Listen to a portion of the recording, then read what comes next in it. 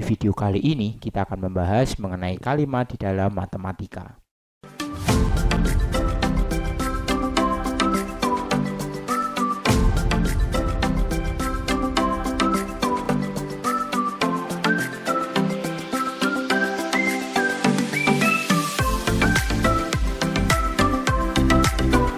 Jangan lupa like, subscribe, dan aktifkan loncengnya. Selamat datang di channel ini dengan aku Emmanuel Yudit. Dan seperti biasa di channel ini banyak sekali membahas mengenai materi matematika SMP maupun materi matematika SMA. Dan di video kali ini kita akan membahas mengenai kalimat di dalam matematika. Untuk selengkapnya kita simak pembahasannya berikut ini. Kalimat di dalam matematika. Jadi dalam matematika kalimat itu dibedakan menjadi dua macam, yaitu adalah kalimat tertutup dan kalimat terbuka. Kalimat tertutup itu adalah kalimat yang dapat dinyatakan nilai kebenarannya, sedangkan kalimat terbuka itu adalah kalimat yang belum dapat ditentukan nilai kebenarannya. Kita bahas terlebih dahulu untuk kalimat tertutup. Jadi kita sudah tahu bahwa kalimat tertutup adalah kalimat yang dapat dinyatakan nilai kebenarannya. Nilai kebenaran di sini artinya dapat bernilai benar atau bernilai salah.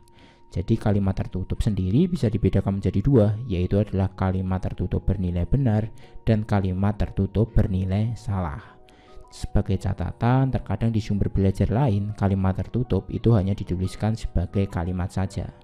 Supaya kita lebih mudah memahaminya, kita langsung ke contoh kalimat tertutup. Seperti ini ya contohnya.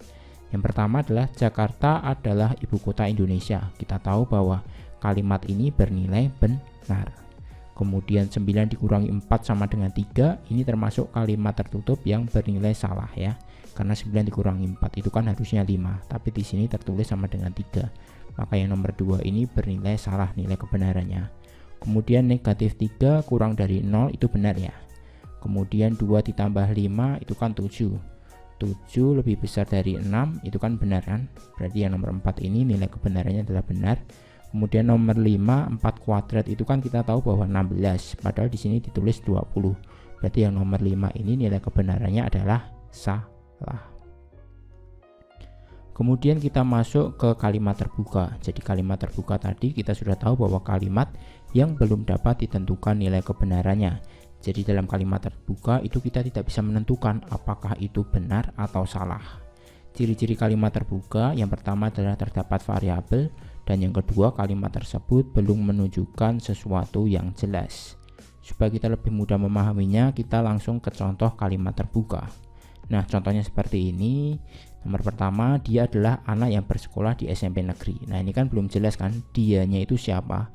Jadi kalau kita cari nilai kebenarannya, kita nggak bisa apakah benar atau salah karena ini masih belum jelas. Kemudian nomor 2, A tambah 4 sama dengan 10, ini juga belum jelas.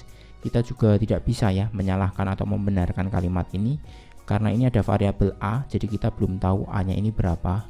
Kemudian untuk nomor 3 ini juga termasuk kalimat terbuka karena kita tidak tahu B nya berapa, jadi belum bisa ditentukan nilai kebenarannya. Nomor 4 juga sama, ada X nya. Kemudian 5 kuadrat sama dengan B, kita juga belum tahu B nya ini sebenarnya ditulis berapa. Jadi ini adalah contoh untuk kalimat terbuka. Kita tidak tahu nilai kebenarannya apakah benar ataukah salah. Jadi kita tidak bisa menentukannya. Kemudian kita masuk ke materi penyelesaian kalimat terbuka.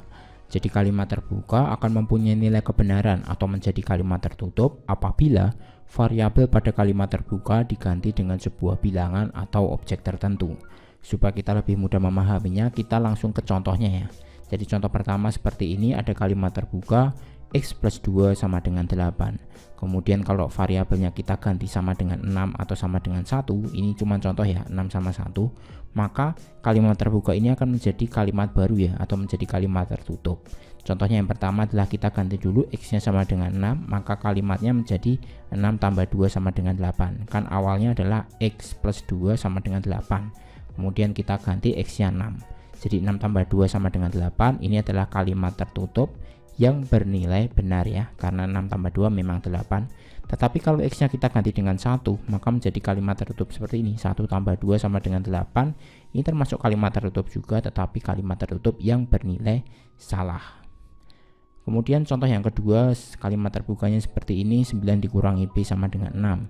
Kalau kita ganti B nya dengan negatif 2, maka kalimatnya menjadi seperti ini ya, 9 dikurangi dalam kurung negatif 2. Ini termasuk kalimat tertutup yang bernilai salah ya, karena harusnya kan hasilnya 11, tetapi ini hasilnya adalah sama dengan 6.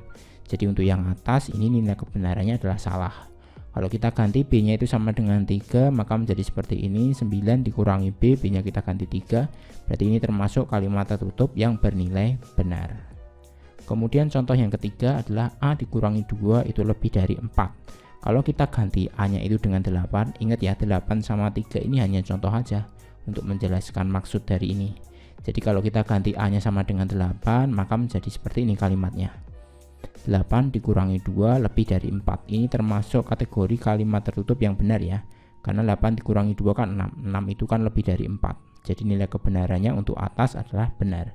Kemudian kalau kita ganti A sama dengan 3 yang bawah, kemudian jadi seperti ini ya kalimatnya, jadi 3 dikurangi 2 itu lebih dari 4. Ini termasuk kalimat tertutup yang bernilai salah ya, karena 3 dikurangi 2 itu kan 1 lebih dari 4 itu kan termasuk salah ya, kan harusnya 1 kurang dari 4. Jadi yang bawah ini adalah kalimat tertutup yang bernilai salah. Oke, cukup sekian pembahasan kali ini, terima kasih. Nah, jadi seperti itu pembahasan di video kali ini. Untuk materi selanjutnya kita akan simak di video berikutnya. Sampai jumpa.